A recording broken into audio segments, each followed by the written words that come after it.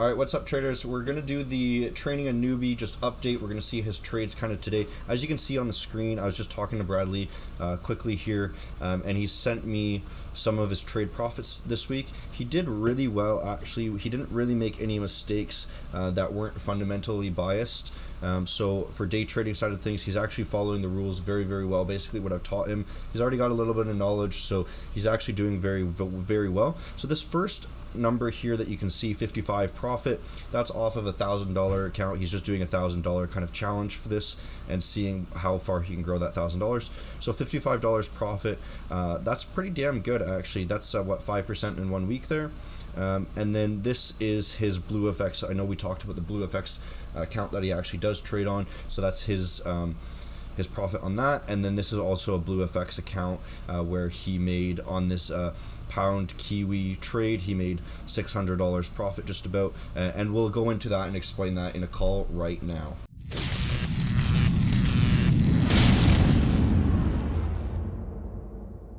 Alright guys, we're back here. We're trying to do the Train a Newbie 1 month challenge here. I'm back with Bradley from the Discord here, and we've just finished our first week of the mentorship, where I've already taught him a bunch of stuff, all of the basics basically, and then we've given him a kind of task to go out on his own and see if he can find any trades that is going to work for him. And now we're just going to go over some of the trades and see if we can update any of the logic here that he's got, and see if he's actually making sense of things or not. So we got a first chart here that he sent me here. If you can just say hello, first of all, Bradley.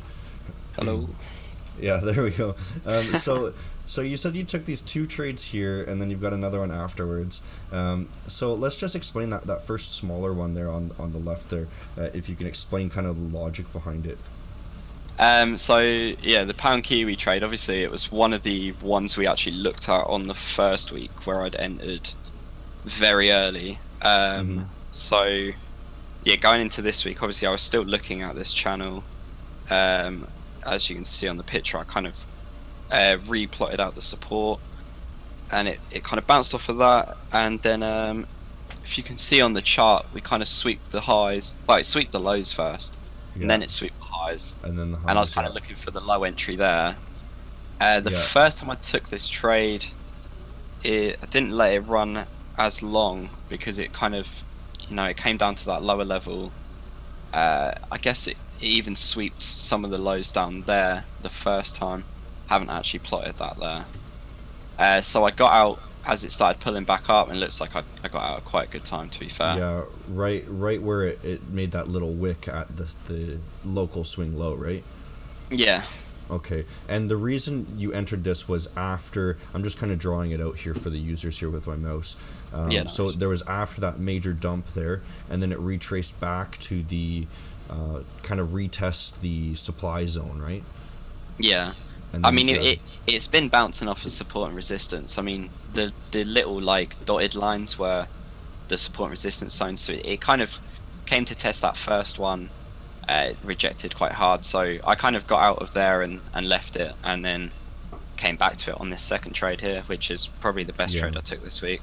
Yeah, for sure. This one looks a little bit stronger. So can you explain the logic? You probably still have the same bias there, right? So that's why you were looking for shorts. Yeah, so it's pretty much the same thing again. Again, it was testing the lows, and it came and sweep the highs there with the wicks over. I think. So did you enter on when it first entered the position here that you have drawn out? So when it first touches that green area, or did you enter further down? So I entered at, let's just 205.036. So I don't think I think I entered a bit further along where I've actually plotted this chart. Okay. I think I entered after those two wicks up, like the sweeping of the highs there, and I think I entered on the first red bar after down, when it first crossed that zone there. Yeah. And then obviously it came down, touched support. I forget. I think this was when we had the Bank of England news, so I kind of was still short biased on this. Yeah. I wasn't really too fussed about it retracing, and then yeah, we had that huge dump, which made this trade work out pretty well on that day. Could have even been well, I could have even came out of this trade and got back in again, but I just let this one run pretty much for a couple of days after I'd entered the second time. Yeah, that's really good. So you took profit basically at those very lows, knowing that that was going to be a target there for the market makers to move things to. Cool. And then yeah, you're looking for the sweeps above the previous highs, and then the breakdown right back into the trend. Yeah, it looks really good on that trade there. I think that's probably basically what you should be doing. You're trading the trend. You're making sure that people are getting stopped in the other direction so it can continue into the downtrend, right? So the shorts were getting stopped out there before continuing down. So let's look at the other one here that you said that you also made profitable, but you probably cut it short too early. Yeah. So Yeah. just So this explain the one logic was again. this was euro dollar. I think we actually went through this on the little lessons we'd done the other week, and so I was looking for it to kind of retest that zone on the left that hadn't really been at least the top part hadn't really been tested. Yeah. And I think that's kind of why I exited this quite early as well, because it was just kind of like stabilizing over on that area, playing around with the 200 EMA as well. So it didn't really have like a strong trend bias for me.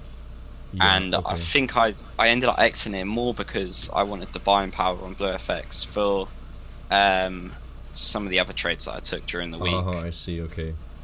Yeah. But yeah, it ended up working out quite well and coming back to those lows from last week. Yeah, exactly. And you had a perfect target, actually. You can see that it just kind of swept below those last week lows. And this was the bias that we were talking about in the lesson last week for sure, that we definitely said that it was going to come down into the open of the week for the euro dollar, and then it was going to rally at the end of the week. And I think that's exactly what happened. We'll look at the euro in a second. But yeah, the reason that we see here that you definitely should not have exited is the reaction based off of first of all, this the support on the far left there, the very tops there, it actually wasn't even tested until after you exited. So you've drawn out that there's a white circle there, that's where you exited, and it actually tested that first of all after you exited. So first of all, that's a premature exit because it could have came down and at least touched that. And second of all, you don't actually see any trend change. So you can see the levels that are bringing us to the low. I'm just drawing it out on my mouse here on my screen here. But it kind of slows down, but it never actually comes back and closes back above those candle bodies that brought us to the low. It just wicks above and then closes below. And then even after it tests that first support level after you exited, it wicked really high, and then it retested that supply zone where you had initially entered, where it broke down, and then it instantly dumped down. So that didn't even close below either. So that's kind of your first sign that the trend isn't going to end, is when you're seeing it come back up to what you think is going to be. Is kind of tricking you, right? Is what you think is going to be a reversal, but then it just closes right back into the trend, and so that's a really clear sign that the trend's actually going to be super strong. Cool. I think you had the right idea, though. You got a little bit anxious. Awesome. Yeah, I think it was also just trying to allow the buying power because of Blue FX, but it definitely would have been one of those trades that I would have kept in if I could have kept it in. But I see. I think it just didn't really look like it was going to carry on. So at that time, I just kind of got out there, and yeah, obviously it carried on. Okay, well, you did really well for the first week here, and I talked to Bradley before the little recording that we're doing now, and he said that basically there wasn't really any day trades that just went completely wrong. So maybe next week we'll have something that we can actually share that he's actually screwed up on, other than fundamental trades that he took that messed up. I'm not sure, but let's just kind of look at. Can you just go ahead and screen share, and then we can look at EU, and I just want to see kind of your analysis going into the Monday open here. I mean, I'm still looking at EU sales. It still looks like it's going to be in the bearish trend. Mm-hmm. maybe we could be testing, this low quite early on in the week and possibly even this low again. Okay. Does that reversal that it showed at the end of the week bother you at all, or no? Or do you think that's a kind of just going to be a fake out? I mean, Friday had some really high dollar sales like at the end of the week, so I'm not too bothered by looking at this. I mean, Yeah. obviously it was quite a strong sell-off on Friday. Yeah. This actually caught me out on some of my other trades because I was trading cable on sales, and we had that big sell-off on dollar, which is one of the trades that did mess up. But again, that was fundamental. But yeah, I mean, for me, looking at this, unless we get some sort of like, I mean, this area here could be retested earlier on in the week as well. Yep. We had quite a big sell-off here. This like entire zone even has not really been tested at all. Like here. Well, we've just tested it, no? We've just tested it on Friday. Can we not go into it? But I mean, I'd almost like to see it come up to this before I'd enter it. I think maybe like this line here, we could probably extend on. Okay, yeah. And I think if I was going to sell, I'd like to see it come up and test this first, before coming back down to the lows from last week. Yeah. So what if it goes a little bit higher than that? What if it just wicks above it? What does that tell you? If it just wicks above it, Yeah. it'd probably just be sweeping like any buys out. I think. Yeah. Anyone that's trying to test up for this region again, or maybe even like the previous regions of trying to come back up to these highs. Yeah, well, that's pretty far away. At least I don't think we're going to go away. Yeah, I don't think it will be happening like anytime soon. But I think some people would probably be looking to come back up to these highs for sure. But from what it looks like, it's been slowly getting smaller and smaller. Like in terms of how high it's going up before it's selling off. But then I guess the sales have kind of been quite similar as well. So it kind of seems to be like wedging into a price almost at the moment. Yeah. Okay. But I don't think I'm going to be entering anything too early on in this week for EU at least. I think I need to see a lot more in it.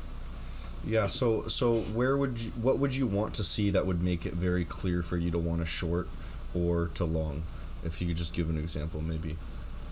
I think for me to short this pair, it's definitely going to have to be up in this region. Yeah. We're going to need to see some sweeping of the highs. Yeah. Like some wicks over this part. Okay. Long wise,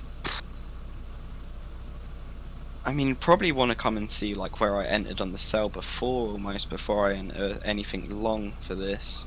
You want to enter long higher up? I don't think I would really. I think this is probably more me thinking fundamentally as well. Yeah. That I'm not looking for any EU longs at the moment, but I guess if I wanted to come long, I guess we'd be looking for sweeping the lows down here. Yeah. That but sounds. Again. So I'm not too sure.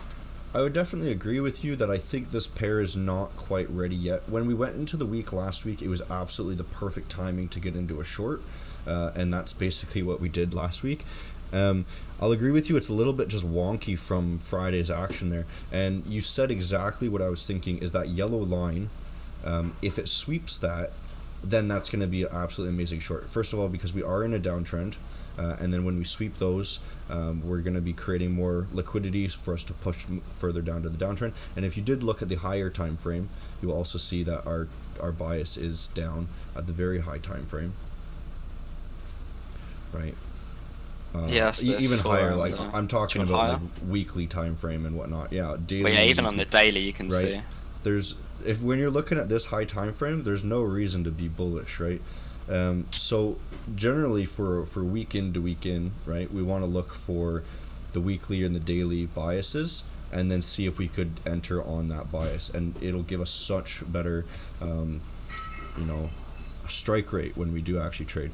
In terms for longs, I think you were kind of right in the same area. We had that massive engulfing candle, and we would just basically see the reaction off of that demand zone. But I would be much more eager to actually be shorting this, like you were basically saying.